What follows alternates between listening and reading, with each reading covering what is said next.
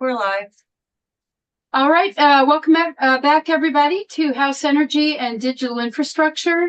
It is 1 p.m. on February 4th, and we are here continuing to take testimony on H-Spot 753, an act relating to utility service disconnections and ratepayer protections. I'm Representative Kathleen James from Manchester. Scott Campbell from St. Johnsbury. Richard Bailey from Mobile 2. Chris Morrow, Wyndham, Windsor, Bennington. Michael Southworth, Caledonia 2. Christopher Howland, Rutland 4. Dara Torrey, Washington 2. Sam Putner, Chittenden 13, Burlington. Great, and here with us? Charlotte Mays, intern. Great. Dylan's with you, Leonine Public Affairs. Great. And you're representing who today, Dylan? Green Mountain Power and VGS. Great. Green Mountain Power and VGS. Dana Lee Perry with the Crasson Group. Super. I should always be asking you that too. All righty. I think we can turn it over to our witnesses. If you could identify yourself for the record, and we're anxious to hear your testimony. So should I just start? Or? Yeah, Earl, just introduce yourself. Okay. And so I'm, first of all, Kwai Ndoba. I'm Earl Hatley. I'm an enrolled citizen of Abenaki Nation of Missisquoi here in Vermont with Shawnee and Cherokee heritage. I live in West Hartford, Vermont. I'm originally from Oklahoma, as you can probably tell by my voice. I've been in Vermont for about 8 years now. Here in Quechee and West Hartford area. I own a home in West Hartford now. I served as Grand River Keeper for 18 years back in Oklahoma. I'm president of Otoquechee Water Protectors Association here in Vermont and serve on several boards, such as Building a Local Economy Bale, Rural Vermont, White River Land Collaborative, among others. You can see that in what I sent you. I don't want to take up too much time. The reason, well, first of all, I want to thank you for considering this bill, 753. It is one of the most important ones for my work within Abenaki Nation and the Environmental Justice Steering Committee that I serve on. Just transition has been the focus of my profession as an environmental community organizer and tribal consultant for 35 plus years. Climate change and a just transition are the key focus for me. And just transition takes two forms for my work, and that is being a tribal consultant and working with tribes all across Turtle Island, what we now call North America. I'm finding, we're finding, based on information that we get from industry and what we've seen from the previous federal administrations and what we see now is a rush to mining on Indian lands across Turtle Island.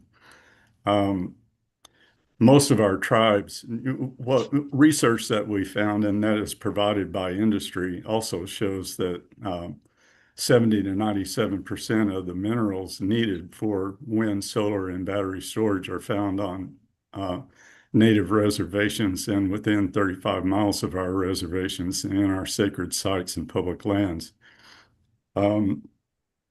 We're asking that the states and federal government minimize the need by mining through energy use reduction, conservation of natural resources, and recycling, or a circular economy to recycle these minerals from the equipment that they come out of, so that we can reuse that and minimize the need for mining. And this would help provide a more just transition for Native Americans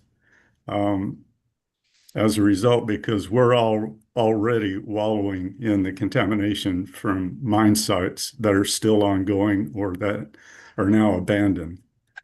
And so this, most of our tribes located on reservations also don't benefit from the energy that's generated from the minerals that are mined. And so they get the pollution without the resource. And a lot of them struggle for electricity and have to travel for water. So that's just transition number one. Number two, here in Vermont, a lot of folks, I guess everyone, most everyone wants to transition away from fossil fuels and on to wind, solar, and battery storage, but that's very difficult for us to do because of the financing involved. One of the things that we're asking for is that there be a maximum percentage of their income that is paid toward their utilities and not exceed that. And in some states in New England, 6% or 10%. I think Jim will be testifying about that. In our indigenous and BIPOC communities, this is very important because, you know, that after spending all the money for the transition, then where are they at that point? If it's 50% of their income is for the electricity, then we're just going to be propagating more poverty, plus they'll be in debt. And that's my situation. I'm a service-connected disabled veteran. My only source of income is VA and Social Security disability. I finally was able to find a fixer-upper house for myself that I bought in a rural area here in West Hartford. It was the only thing I could afford the first, you know, but it really needs a lot of work. And so what I'm facing is $50,000 to $60,000 to get this place weatherized and electric upgrades and everything necessary in order to get heat pumps and electric appliances and get weatherization, new windows, siding, needs siding on the outside and a roof. So I filled out the application, went through the process with the state of Vermont to get assistance with all of this upgrade, and was turned down by Efficiency Vermont because I make $5,000 annually above their cutoff. So I'm having to pay for all of it myself without an opportunity for a low interest loan, without anything. I say that because there's a lot of folks that I work with through the Environmental Justice Network and other BIPOC groups and Abenaki Nation Coalition, finding folks that are worse off than me, way worse off than me. And so I'm just illustrating the struggle to even get to a point where we see how much our electric rates are going to be. So I wanted you to have that background, knowing that, yeah, we could maybe pass this bill and we could get some relief, and that's wonderful, and I fully support it, but there's a lot more that needs to be done, and we lost the help from the Fed. So that's kind of the mess that we're struggling with. And so I really appreciate the opportunity to speak, to visit with all of you. And I appreciate especially your consideration of passing this bill to help low income and middle income Vermonters modernize and electrify and reduce the need for fossil fuels. Kasiwalini, thank you very much.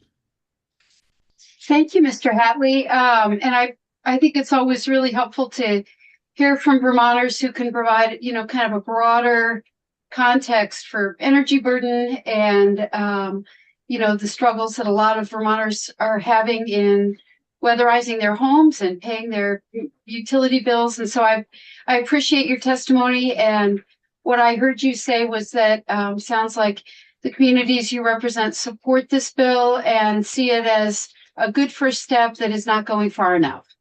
Yeah, I'm here speaking for myself, but you're actually right. All of those are supporting this. Great. Thank you very much. Thank you. I'll go next. Good afternoon, everyone. My name is Jim Dumont. I have a law office in Bristol. Thank you for inviting me to provide testimony about H753. I've been working on energy equity issues in Vermont on behalf of clients and as a private citizen for about two decades. I'm here today strictly as a private citizen. I represent no one. I have no clients involved.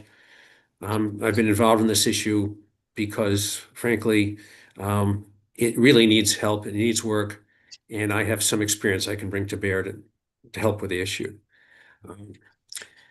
The big picture lesson that I've learned over the last 20 years is that without legislative directives, the Vermont Public Utility Commission is very unlikely to engage in any meaningful reforms to better protect vulnerable Vermonters. It's not going to happen.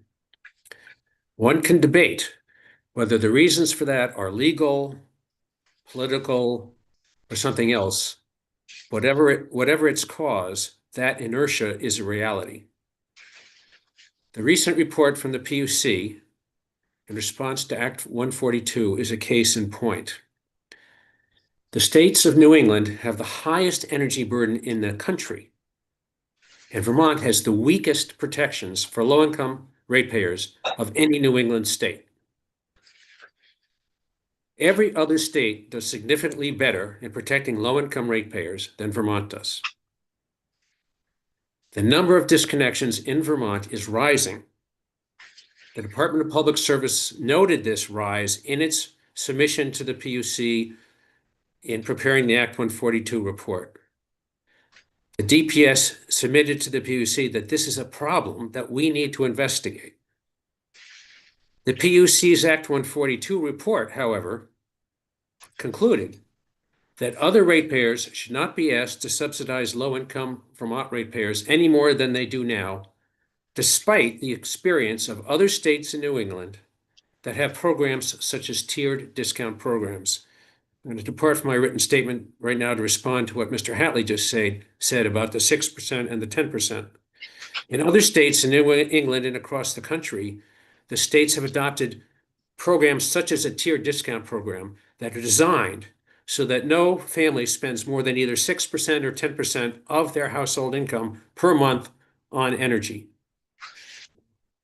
So the tiered discount program, such as Connecticut is now implementing, does that. Mr. Dumont, Yes. I have a question about that. Yes. Other states that do a tiered discount program, and I know that this bill does not contemplate, the broader question of rate design or rate redesign in Vermont, but I do have a question about the tiered discount program. Does that phase out in a particular income level, or what does that look like? Sure. A tiered discount program is a program that has very small or light administrative burden as compared to, say, what Ohio does, which is a percentage of income payment plan. Ohio looks at each individual household and says the amount you pay for electricity shall be no more than X%. But that is fairly much places a substantial burden on whether it's the state agency or the utility to figure that out for each individual ratepayer. So instead, what many states have done is they adopt what's known as a tiered discount program. And it's sort of like an income tax. You have brackets. If you're in, say, 100% to 150% of FPL, this is what your discount is. If you're 150% to 200% of FPL, this is your discount. 200% to 300%, this is your discount. So it's relatively easy to administer at low cost. Thanks. I don't know if that helps. Yeah, Rep. Sebelius. Thanks. Mr. Dumont, you talked about Vermont having the weakest protections for ratepayers. And I'm just wondering if you have looked at the relationship to that and the fact that Vermont is fully regulated, unlike, say, a Connecticut, which is not fully regulated. And so their utilities have a lot more leeway in terms of what they're charging. Vermont regularly has the lowest rates in New England. So I wonder if you've looked at any relationship or thought about that in terms of the weakest protections, but the lowest rates. With the assistance of a Vermont Law and Graduate School intern, we spent the summer looking at the programs in other states, particularly in New England. And the factor you've mentioned did not seem to be relevant to addressing the burden or how each state's utility commission is responding to it. So did you look at how rates are regulated in each of these states? Not in particular, no. Yeah, I mean, that's what I'm pointing to. I think you are looking for relief from rates, which I appreciate. But I think what I'm trying to point you to is that Vermont's rates are already much more heavily regulated than our neighbors and lower. And so these other states that have higher rates and are less regulated, it doesn't surprise me that they would have stronger protections for their ratepayers. Well, pardon me, I don't quite follow the thread because these other rate programs are aimed at capping the amount of income, disposable income that is spent on electricity. So whether the rates are set the same as the process in Vermont, or whether they're higher or lower than Vermont, what they're looking at is how much is the customer paying. And that's what these programs address. I understand. I was commenting on noting that we have the weakest protections and just commenting on the difference between us and others. And I'm sure that's very relevant. But on the other side, I would say it seems that Vermont has the oldest housing stock of all the New England states. And so people are using more energy in Vermont. So there are many factors that go into it. And if I might, one more question. Yep. You talked about the rising, and I think we're going to have the PUC in the department. Oh, yes. Yes. So just in terms of the rising disconnections, do you have the data on that? Have you looked at like post-COVID and pre-COVID and where we are in relation to all of that? Yes, I can get that for you. The Department of Public Service came up with assembled the data and submitted it to the PUC. It's in the department's report to the PUC. Okay, and you've seen that? Yes. And so are we higher or lower than pre-COVID in terms of disconnections? I don't recall the answer to that. I can look that up really quick. Well, and the department is, Yeah. let's go straight to the source and get that info from the department. Okay, on we go. Thank you. Not thank you. We're done. Back to your testimony. Thank you. Okay, thanks.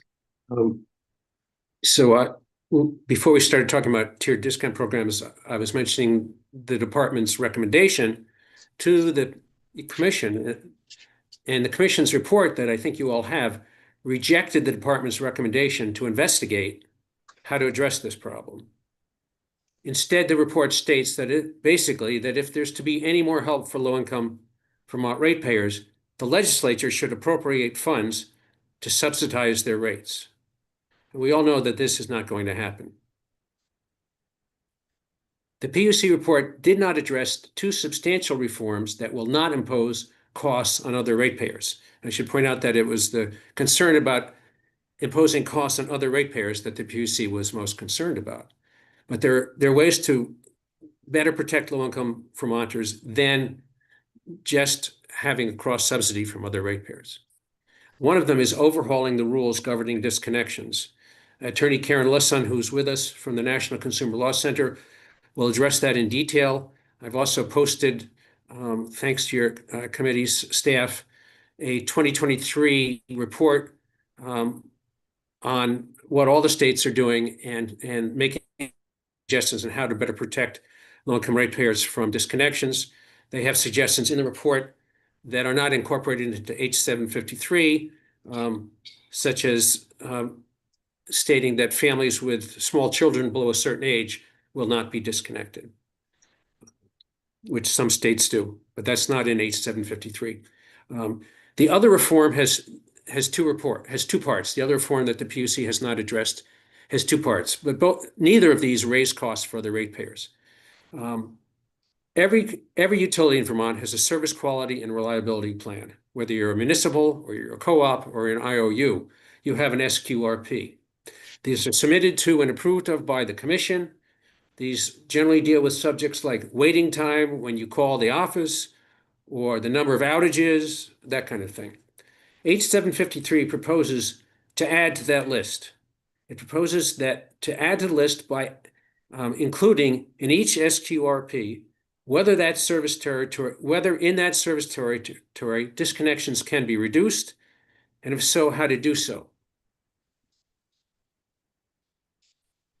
The second part applies only to investor-owned utilities. One IOU provides service to about 3/4 of Vermonters, as you all know. That utility has an alternative regulation plan. If you've ever read Green Mountain Power's alternative regulation plan, you will never forget it because it's massive, complicated, and imposing. The alt-red plan makes in theory, every alt-red plan makes the rate-setting process smoother for utilities, and in theory, it incentivizes utilities to reduce costs and emissions. H753 proposes to add reduction in the number of disconnections to the list of goals that are incentivized by an alt-red plan.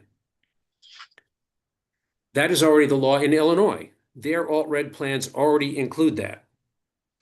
Attorney Lesson will address that as well. Again, this costs other ratepayers nothing. If, for example, an IOU doesn't make progress in reducing disconnections, the rate of return allowed to that IOU can be reduced. So it can really be effective, and it's nothing that other ratepayers have to pay for. And that is in H753. To understand the need for legislative action, I want to bring to your attention just some of the data that's available. In one winter month last year of 2025, 1 out of every 6 Green Mountain Power customers received notice of disconnection. 1 out of 6. Most ratepayers took whatever drastic steps they could to avoid disconnection. In Vermont, we found these typically include pleading for help from local churches, and you're going to hear from Interfaith Light and Power later this week on the people that come to them desperate for help. Help from community action agencies. We had community action agencies testify to the commission about the tremendous need that they're trying to meet. Or the Vermont Parent-Child Center, if there's a child in the household who's at Parent-Child Center. I believe you're going to hear from the director of Vermont Parent-Child Center later this week about the tremendous need that they see and why they pay to keep people from being disconnected or to reconnect them, because having a parent-child center isn't going to do much good if there's no electricity in the home. Another way that Vermonters keep from getting disconnected is they cut back on food and medicine. The national data is really solid that people cut back on food and medicine to keep the lights on. In Vermont, according to the data, hundreds of families had their electric service cut off in 2025 by GMP because they owed $300 or less. All of this data I'm referring to comes from GMP's reports to the PUC. This is true even though GMP has an Energy Assistance Program, or EAP. Unlike states such as New Hampshire and Connecticut, GMP provides only a 25% discount, which does little to address the need. The department hired a consultant in 2018 to study Green Mountain Power's EAP, and the report concluded that only about 30% of eligible customers use the EAP, and it appears that one reason for that is the discount is just too small, and it's small compared to what other states do, like New Hampshire. Note that the number of disconnections each year by GMP is the same now as it was before Green Mountain Power adopted its EAP. We are not making progress. H753 is an important step in the right direction. Thank you. Thank you very much. Attorney Lussan. Did I Good pronounce your name properly? It's actually Lawson. Sorry. That's all right. Good afternoon. My name again is Karen Lawson, and I'm a senior attorney at the National Consumer Law Center, where I focus on energy and utility matters that affect consumers, and appreciate the opportunity to speak to you today in support of House Bill 753. As the other speakers today have indicated, taking action to protect continued access to essential utility services on behalf of a state's most vulnerable customers grows more critical by the day. Households across the financial spectrum, but in particular, households with low income, face daily affordability challenges that often require difficult choices as to what to forego, including food, prescription drugs, and other life essentials. Maintaining the uninterrupted access to essential utility service is vital to protect the health, safety, and economic viability of households throughout Vermont and indeed in all the states. House Bill 753, otherwise known as the Vermont Equity Law, if enacted, would trigger important first steps to ensuring the continued access to essential gas, electric, and water service for the state's medically vulnerable and financially struggling customers in three important ways. First, House Bill 753 improves existing inadequate serious illness protections against utility disconnections. For medically vulnerable populations, a disconnection can be the difference between life and death. House Bill 753 would allow for physicians and, importantly, other licensed healthcare providers to certify that a resident must remain connected or be reconnected to essential electric, gas, or water service in order to avoid suffering an immediate and serious health hazard. Currently, Vermont administrative code protections are inadequate. Under Rule 3.301, capital G, physicians are listed as the only healthcare provider that can issue protection certificates. The expansion of those permitted to certify serious illness or vulnerabilities to licensed healthcare providers beyond only physicians is critical to allowing access to this important protection. In addition, the current rule provides that certificates are valid for only 30 days, or the duration of the hazard, whichever is less, with renewal being permitted only once.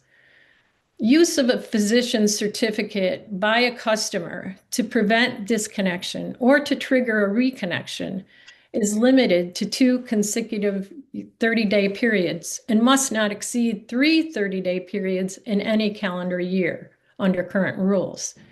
House Bill 753 corrects those deficiencies and recognizes that medical protection certificates should correlate with the health needs of the individual, not a random expiration date that's untethered to a person's health challenge. These amendments to the current PUC rule should be enacted to protect medically vulnerable customers. The second important protection that House Bill 753 offers is a critical first step in protecting vulnerable Vermont residents from disconnection during, quote, extreme heat, the definition of which would be defined by the Commission. Over the last several years, punishing heat waves have occurred across the planet, and indeed, extreme heat and other climate change impacts are affecting communities throughout the U.S. Extreme heat is the leading cause of weather-related deaths, according to the U.S. Environmental Protection Agency. The frequency, duration, and intensity of extreme heat waves has significantly increased over the past several decades, as reported by the EPA. The public health consequences of exposure to extreme heat require specific action by policy makers and regulators to address the unaffordability of and need for continued access to essential utility services, particularly for vulnerable populations at increased risk of heat stroke and even death during intense heat. Currently, the state of Vermont includes no protection from disconnections relative to seasonal extreme heat occurrences. At a minimum, protecting customers from disconnection during extreme heat is an important first step in protecting the health and welfare of Vermont residents during these extreme weather events, akin to cold weather disconnection protections during winter months that exist in most states. House Bill 753 constitutes that critical initial movement toward protecting Vermont's physically and financially vulnerable residents during extreme heat weather events. The phenomenon of extreme heat tied to climate change highlights the importance of uninterrupted access to essential utility service, particularly when increased electricity usage for necessary cooling is needed to remain safe. Finally, the third important customer protection included in House Bill 753 would create a new rule requiring gas, electric, and water utilities to file new plans to significantly reduce residential disconnections. House Bill 753 would require these utilities to submit a, quote, service quality and reliability plan, end quote, for commission approval that strategically achieves, quote, the lowest prudently feasible number of monthly and annual involuntary residential service disconnections within a utility's service territory, end quote. The legislation would also require, importantly, a utility operating under alternative regulation to include a required plan for reducing disconnections as part of that reward risk structure. This shift towards performance-based regulation comes as policymakers in a growing number of states seek to provide new incentives or penalties for regulated utilities to increase affordability of rates and access to renewable energy, reduce emissions and peak energy load, improve customer service, and achieve other policy goals. In the state of Illinois, where I reside, the Illinois Commerce Commission, which regulates the state's utilities, approved in 2023 a performance-based affordability metric that either rewards or penalizes our two major electric utilities for achievement of a 10% annual reduction in disconnections for the top 20 zip codes with the highest disconnection rates over the designated 2024 through 2027 time period. The metric proposed by the National Consumer Law Center on behalf of its low-income client in that litigation has the potential to reduce electricity disconnections in some of the most economically disadvantaged Illinois communities by 34% or more over that 2024 through 2027 time period. And the commission is set to issue an order any week now on a renewal of that metric for these utilities.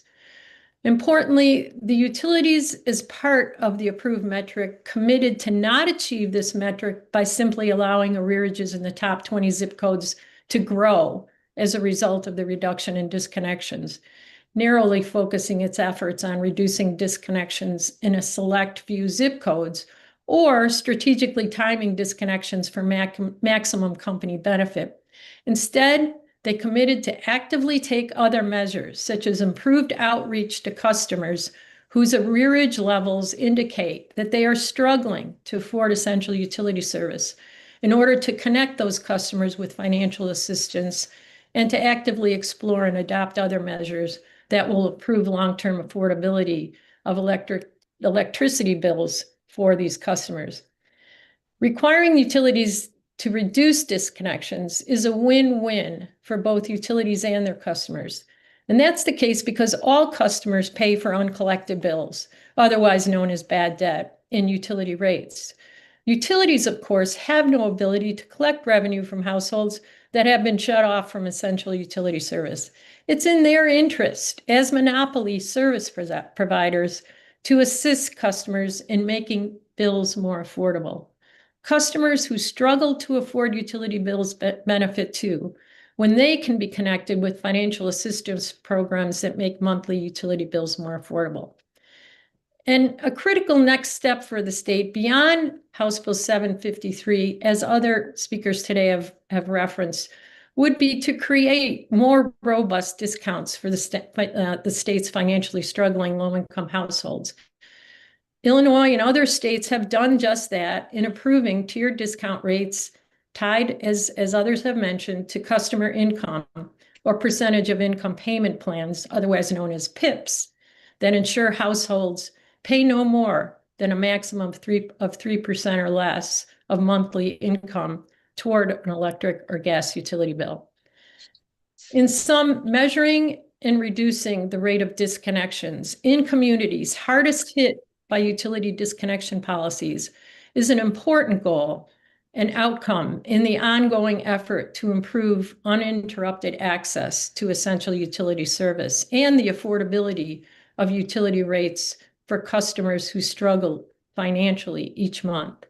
Passage of House Bill 753 is an important first step for establishing protections from disconnections of essential utility service in this ongoing battle to ensure that monopoly utilities treat all customers, regardless of income, with dignity and equity. And thank you again for allowing me to speak today. Thank you. I believe we have five minutes. I believe we have a question from Representative Sebeli. Yes, and I'm so sorry. I hope I say this correctly. Thank you for your testimony. This last time. That's right. Oh, thank you, Madam Chair. I'm sorry, I planted the wrong. Yes. Apologies. Ms. Lesson, I am definitely on board with the concept. Where I keep getting hung up is the comparisons that we're making. Like Connecticut, I know that Illinois is a largely deregulated state, which is different than Vermont, which our rates are heavily regulated and our utilities are heavily regulated. And so I'm really intellectually curious if any of you have looked at that and have any analysis like to help us understand how that equates to the proposals or to the number of disconnects. Maybe that language should not work. So I'm getting hung up because we're in very different regulatory frames. So I'm needing something to help me connect same, and I'm not seeing same.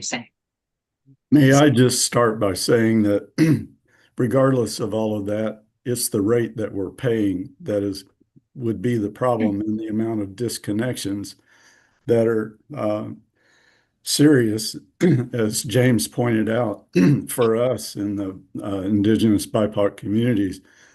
All of that said, the bottom line is, what are we paying and can we afford it? And is it causing the issues that Karen illustrated?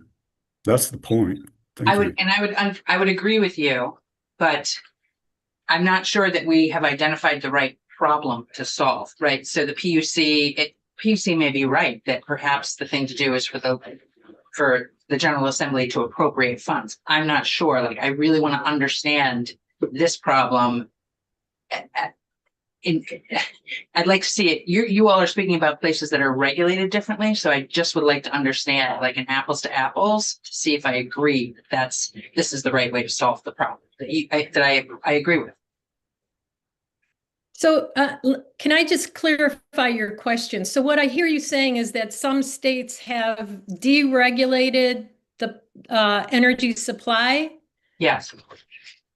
Okay. And what I can tell you is that really doesn't matter. And I think that's what Mr. Hatley was getting at. In Illinois, yes, our energy supply is deregulated. That's about 50% of the bill. And in other states, it's approximately, I don't know what the latest number is in terms of the number of states. It's that have deregulated energy supply. What's important is the whole bill. So the ICC, where I reside, the Illinois Commerce Commission, cannot control the price of energy supply, to your point, because you are fully a state that includes both the delivery and supply in terms of regulation, if I'm getting that correct. But in Illinois and these other states, they have applied these discounts, whether it be tiered rate discount or a PIP, to the whole bill. The whole bill is what's important. You have the ability as policymakers to, give the commission the authority to do that. I would say it's arguably easier in your state to do that because you have a fully regulated utility structure. And so again, the authority is there. If we have argued that even without statutory direction, commissions across the country have the ability to implement discount rates and PIPs. Understandably, some commissions and utilities have argued that permission needs to be granted in the statute. If that is the case, you do have the ability to do that with policy direction to the commission to implement these kinds of discounts. And I can tell you, they make a world of difference to customers who are financially struggling. For example, in the city of Chicago, we now have tiered discount rates. So a customer, we have many customers whose income falls between 0 and 50% of federal poverty level. They're now receiving an over 80% discount on their bills. It's a game changer. The deputy director of our state agency that oversees our LIHEAP program calls these discount rates game changers because they really make a difference in the lives of people that have 0 to little discretionary income each month to afford essential utility service. And as we know, anyone that's has experienced an outage due to reliability or disconnection for financial reasons knows that the house is uninhabitable and presents public safety dangers for those inhabitants if there is no connection to essential utility service. Thank you. So are you here to ask? No, I was going to thank them. Oh. Go ahead, Yeah. Mayor Campbell. Yep. So it's very hot in this room. We're getting baked by the sun, and also we don't have a very good ventilation system. So half of us are falling asleep. I'm in that half. So I may have missed this, but I wanted to ask you, especially Karen or Ms. Musson, about, so these discount programs are paid for by the other ratepayers, presumably. Is that correct? That's correct, including the people that benefit from them, yes. Including people who benefit from them. And can you give us a sense of scale of the impact on general rates with these discounts? So similar to LIHEAP enrollment, the number of customers that participate in the programs is lower than the eligible population. And that happens consistently across the country with LIHEAP participation. But I can tell you, for example, I'm involved in litigation right now involving the downstate electric utility that serves central and southern Illinois. And my recollection is that right now the cost of that program is about I'm sorry, it's the electric gas program. That the cost of that program is around $24 million. And those costs are shared, and this is important to note, among all rate classes, residential, small and large commercial and industrial. Yeah, but what I was asking actually was the percent impact on the rates, on the standard rates that everyone else is paying. 5%, something like that. Just significantly less than 5%. That we're talking surcharges. So in the Ameren gas instance, the surcharge for the average the residential customer is I believe $1.21 per month. Thank you. That's what I was asking about. Thank you for that. We really appreciate your time and your testimony, and we're always a committee that likes to range widely across the Savannah. So I think interesting conversation about tier discount rates and broader changes that this bill is actually not contemplating. We're focused on three fairly targeted proposals around rulemaking specific to disconnections. So just a reminder to bring it all back in, and thank you so much for your time. It's all the info you provided is really helpful, and we appreciate your written testimony as well and your time in being here. And we can, Alex, I think we can. Why don't we just briefly go off live and we'll just reset for a minute. We'll be back YouTube world in 5 minutes. Thank you. Thank you all. Thank you. Excuse me. It's so